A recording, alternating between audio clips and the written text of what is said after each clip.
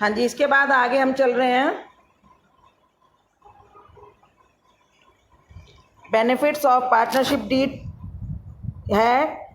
देखिए, एक तो इसमें आपको जैसे स्क्रीन पर दिखाई दे रहा है कि पार्टनरशिप डीड में क्या क्या होता है, दिया होता है contribution of capital by each partner, जैसे कि आपको दिख रहा है ना इसमें कि हम पार्टनरशिप डीड में क्या क्या देते हैं। एक तो contribution of capital by each partner, कि पार्टनर जो है कितना कैपिटल कंट्रीब्यूट करेंगे। Ratio in which the profits and losses will be shared by the partners, कि किस प्रॉफिट शेयरिंग रेशियो में पार्टनर्स जो है प्रॉफिट शेयर करेंगे। Entitlement of partners to interest on capital, partners कितना इंटरेस्ट ऑन कैपिटल उनको अगर मिलना है तो मिलेगा, कितना लोन होगा इंटरेस्ट पर, और whether the interest on capital entitlement of salary to a partner will be treated as charge against the profit और as an appropriation of profit. बेटा आपको पता है कि जितना भी प्रॉफिट है वो पार्टनर्स में बांटा जाता है, जितना भी प्रॉफिट है वो पार्टनर्स में बांटा जाता है। लेकिन ये प्रॉफिट उनको, एक तो होता है कि डायरेक्टली जितना भी प्रॉफिट हुआ सीधा बांट दिया जाए, ठीक है, या उनको वो प्रॉफिट, जैसे कोई पार्टनर ज़्यादा टाइम देता है बिजनेस में तो उस प्रॉफिट में से एक हिस्सा हम सैलरी के रूप में उसे दे दें, बचा हुआ प्रॉफिट बांट दें। कोई पार्टनर ज़्यादा कैपिटल कंट्रीब्यूट कर रहा है तो उसको हम जो है कैपिटल के रूप में दे दें, तो हम उसको वो कैपिटल के रूप में दे दें और जो है उसको सैलरी के इंटरेस्ट ऑन कैपिटल के रूप में दे दें और बाकी का बचा हुआ प्रॉफिट बांट दें। तो इस तरह से जो प्रॉफिट पार्टनर्स के बीच में बांटा जाता है, चाहे कैसे भी बांटा जाए, उसको हम बोलते हैं एप्रोप्रिएशन ऑफ प्रॉफिट। बेटा वर्ड समझ में आया? एप्रोप्रिएशन दिखाई दे रहा है आपको, ये लिखा हुआ एप्रोप्रिएशन वर्ड, है ना? तो हम उनको इसको जो पार्टनर्स में आपस में बांटा जाता है उसको हम बोलते हैं एप्रोप्रिएशन ऑफ प्रॉफिट, ठीक है। अब एप्रोप्रिएशन का मतलब हो गया एक तरह से प्रॉफिट का बंटवारा। अब मैंने आपको क्या बताया कि जो फर्म को नेट प्रॉफिट हुआ वो पार्टनर के पास जाना है, तो एक तो तरीका क्या हुआ, हमने सीधा प्रॉफिट उठाया और पार्टनर्स में बांट दिया। अब दूसरा मैंने जैसे बताया कि उनको हमने इंटरेस्ट ऑन कैपिटल के रूप में थोड़ा सा हिस्सा दे दिया, थोड़ा सा सैलरी के रूप में दे दिया, थोड़ा सा कमीशन के रूप में दे दिया। तो कैसे भी गया तो वो पार्टनर्स के पास ही ना, तो हमने कहा कि ये प्रॉफिट का बंटवारा हो गया। और अगर ये लेकिन जाएगा कब, जब उन्हें प्रॉफिट होगा। तो अगर उनको प्रॉफिट हुआ तभी उनको इंटरेस्ट ऑन कैपिटल मिलेगा, सैलरी मिलेगी। अगर ऐसी बात चल रही है तो हम उसको कहते हैं एप्रोप्रिएशन ऑफ प्रॉफिट।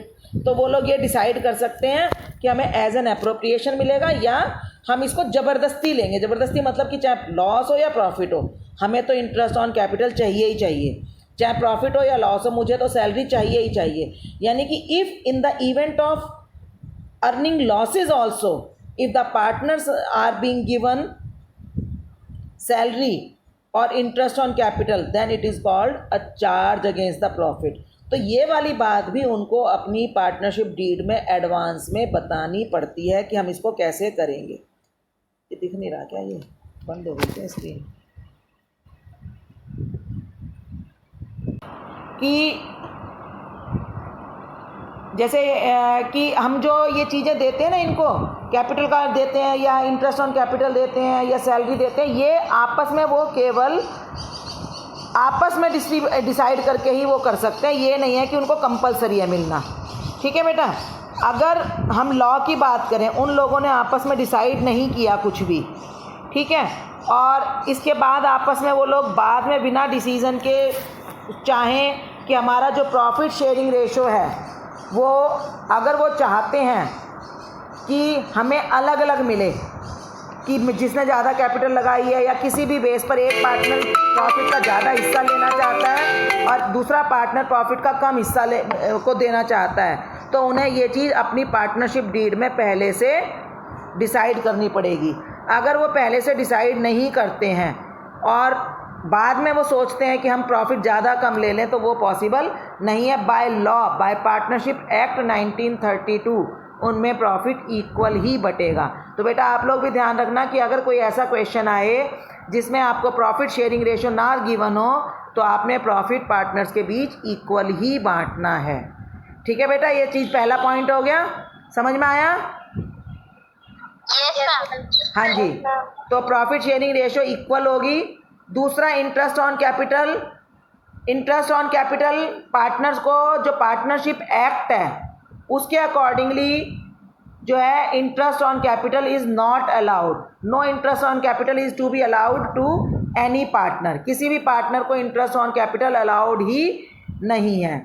लेकिन अगर वो चाहते हैं कि हमें इंटरेस्ट ऑन कैपिटल मिले तो पार्टनरशिप डीड में ये बात उन्हें स्पेसिफाई करनी पड़ेगी। अगर मतलब पार्टनरशिप डीड में ये बात उन्होंने पहले से डिसाइड नहीं कर रखी है और बाद में वो चाहते हैं कि इंटरेस्ट हमें कैपिटल के ऊपर इंटरेस्ट ही मिल जाए तो वो नहीं मिल सकता। कोर्ट के थ्रू अगर वो लेना चाहते हैं तो कोर्ट डिसाइड करेगी कि आपको इंटरेस्ट ऑन कैपिटल नहीं मिलेगा। आपस में एग्रीमेंट करके वो चाहे तो इंटरेस्ट ऑन कैपिटल लेना शुरू कर सकते हैं। इंटरेस्ट ऑन ड्राइंग की भी सेम बात है कि जैसे आपको पता है कि पार्टनर जो है बिजनेस में से पैसा निकालते रहते हैं। अब आपको लगेगा अपने बिजनेस में से अपना ही तो पैसा निकाल रहे हैं तो उसके ऊपर इंटरेस्ट क्यों, पर बेटा ये भी कंट्रोल करने के लिए पार्टनर डिसाइड कर सकते हैं। क्योंकि कई बार क्या होता है ना, कोई पार्टनर तो बिजनेस में से ज़्यादा पैसा निकाल रहा है, कोई पार्टनर कम पैसा निकाल रहा है। तो अगर आप बिजनेस में पैसा निकाल कर पर्सनल यूज़ के लिए, अपने डोमेस्टिक यूज़ के लिए यूज़ करते रहोगे तो क्या होगा, बिजनेस के ऊपर असर पड़ेगा, बिजनेस में से पैसा निकलता रहेगा। तो ऐसे में कंट्रोल करने के लिए पार्टनर्स डिसाइड कर सकते हैं कि चलो जी जो भी ड्राइंग्स में से पैसा मतलब करेगा ना उसको उसके ऊपर इंटरेस्ट देना पड़ेगा।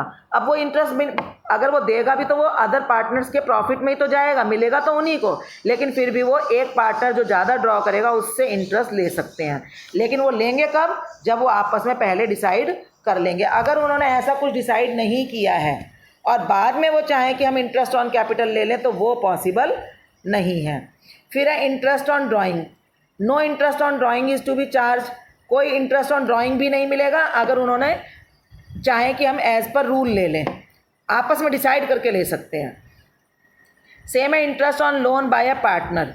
पार्टनर ने अगर इंटरेस्ट दे रखा है फर्म को, लोन दे रखा है फर्म को, समझ रहे हो, एक तो होता है फर्म से पार्टनर ने ले रखा हो, एक पार्टनर ने फर्म को अगर लोन दे रखा है तो देखो वो अगर वो लोग कुछ भी डिसाइड नहीं करेंगे तो ये एक चार्ज होता है। बेटा बाकी की तीन चीज़ क्या है, एप्रोप्रिएशन, कि वो चाहें तो इसको चार्ज बना सकते हैं बट अदरवाइज वो एप्रोप्रिएशन है। प्रॉफिट शेयरिंग भी, इंटरेस्ट ऑन कैपिटल भी, इंटरेस्ट ऑन ड्राइंग भी, और अभी इसमें सैलरी की भी चीज़ है। जैसे नीचे 5वां पॉइंट है ना, remuneration for firms work in the form of salary और कमीशन।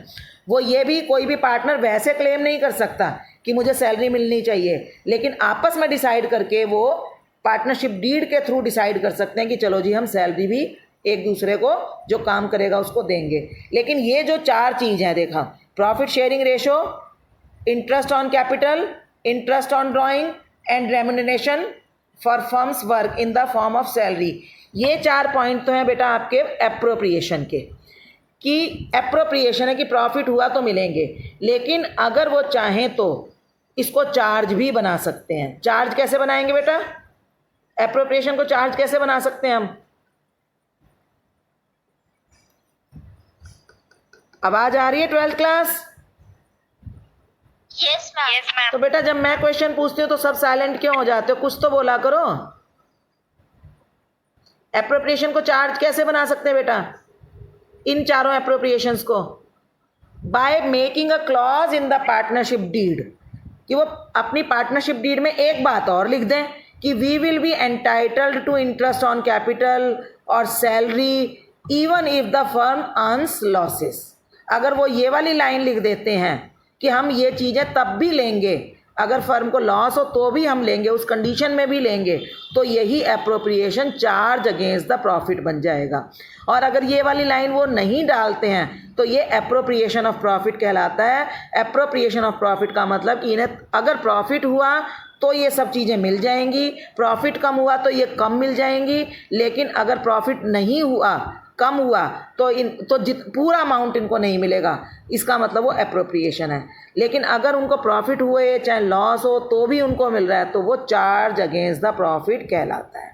ठीक है बेटा, interest on loan by a partner is always a charge against the profit. बेटा समझ लो मेरी लाइन, ये interest on loan by a partner is always a charge against the profit, यानी कि फर्म को ये वो कहें या ना कहें, अगर किसी पार्टनर ने फर्म को लोन दे रखा है तो वो बेशक से पार्टनरशिप डीड में पहले से कह दे या ना कहे, तो उनको उस लोन के ऊपर इंटरेस्ट देना ही पड़ेगा और वो 6% देना पड़ेगा। ये इंटरेस्ट का अमाउंट घटाया या बढ़ाया तो जा सकता है, ठीक है, और चाहें तो वो आपस में बात करके ख़त्म भी कर सकते हैं। लेकिन अगर उन्होंने पहले से कोई बात नहीं की है और कोर्ट में जाकर बाद में पार्टनर कहता है कि नहीं मुझे तो इंटरेस्ट मिलना ही चाहिए, तो कोर्ट कितना रेट डिसाइड करेगी बेटा? 6%। समझ में आ गई मेरी ये वाली बात? अच्छा, अब मान लो दो पार्टनर्स हैं ए और बी, उन्होंने पहले से ये डिसाइड नहीं किया कि हमें इंटरेस्ट ऑन कैपिटल मिलेगा, बाद में वो चाहते हैं कि हमें इंटरेस्ट ऑन कैपिटल मिले और वो लोग कोर्ट चले गए, तो बताओ कोर्ट किस रेट से उनको इंटरेस्ट ऑन कैपिटल देगी? मैम पार्टनरशिप डीड के रूल के हिसाब से। हाँ, क्या कहेगी कि क्योंकि तुमने पार्टनरशिप डीड में कुछ नहीं कहा है तो मैम आपको 6% मतलब इंटरेस्ट मिलेगा। कितना मिलेगा? 6%? Yes ma'am. नहीं बेटा, इंटरेस्ट ऑन कैपिटल बिल्कुल नहीं मिलेगा। मैंने अभी आपसे क्वेश्चन इंटरेस्ट ऑन कैपिटल का पूछा है। इंटरेस्ट ऑन कैपिटल अगर आप मांगोगे तो आपको बिल्कुल नहीं मिलेगा, लेकिन इंटरेस्ट ऑन लोन अगर आप मांगोगे तो वो आपको 6% मिल जाएगा। आया समझ में? Yes ma'am. Interest on capital नहीं मिलेगा बिल्कुल भी। कई बार बच्चे उसी में लिख जाते हैं कि 6% मिलेगा। इंटरेस्ट ऑन कैपिटल बिल्कुल नहीं मिलेगा, इंटरेस्ट ऑन लोन मिलेगा, वो भी 6%। आए समझ में बेटा? Yes ma'am. हाँ, अगर फर्म ने डिसाइड नहीं किया, एक पार्टनर सारा दिन काम करता है, अपने डेली जो पूरा फुल टाइम देता है और आकर उस बिज़नेस फर्म में काम करता है, दूसरा पार्टनर जॉब करता था वो या कुछ और काम करता था, वो बिज़नेस में नहीं आता, आपस में उन्होंने कुछ नहीं डिसाइड किया कि जो रोज़ आता है उसको सैलरी मिलेगी या नहीं मिलेगी।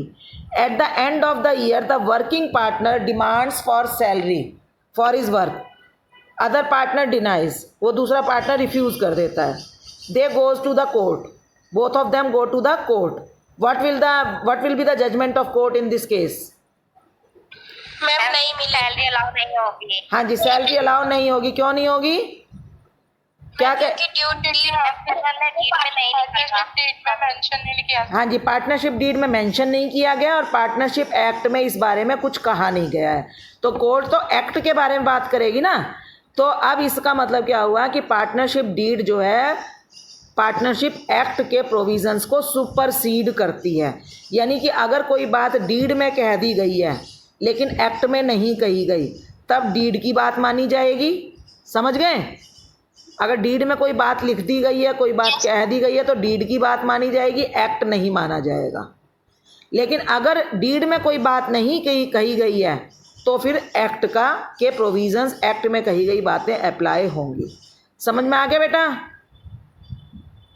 Yes ma'am. हाँ जी, तो देखो ये वाली बात मैंने इसमें बोल्ड लेटर्स में आपको दिखाई दे रही है ना। Remember, always the provisions given in the partnership deed are followed over the provision given in the partnership act 1932। हमेशा जो है पार्टनरशिप डीड के जो प्रोविजंस हैं given in the partnership deed are followed over मतलब पार्टनरशिप एक्ट के provisions के ऊपर पार्टनरशिप डीड के प्रोविजंस अप्लाई होते हैं। क्लियर बेटा? Yes ma'am. हाँ जी, आज की क्लास में हमने क्या क्या किया एक बार आप मुझे बताएंगे? आपने क्या क्या सीखा आज की क्लास में?